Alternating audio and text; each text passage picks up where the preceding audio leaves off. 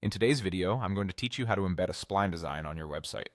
By the end, you'll have an interactive 3D scene live on your page using a simple embed code with no extra plugins required. First, open your project in Spline. Make sure you're looking at the exact scene you want to share. This is a good moment to tidy things up. Confirm your camera angle, test any interactions, and give the file a clear name so you can recognize it later. Small tweaks now help your final embed feel polished.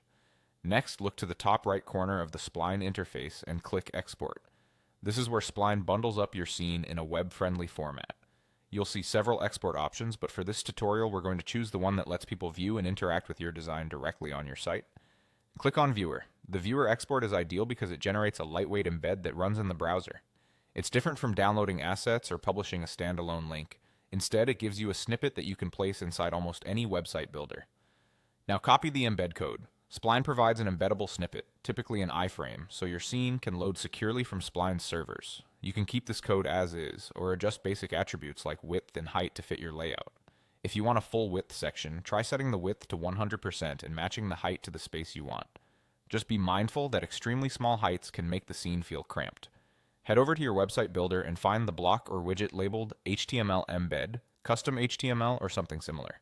Drag it onto the page where you want the 3D content to appear, then paste the code directly into that block.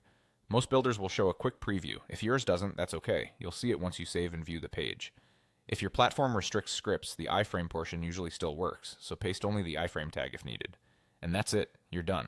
Give your page a quick preview to make sure the scene loads, the background looks right against your site's design, and interactivity like panning or zooming responds smoothly. If the embed doesn't appear, double check that you pasted the full code, that your page is set to use a secure connection, and that no content blockers are interfering. With those checks in place, your Spline design should be live, interactive, and ready to impress your visitors.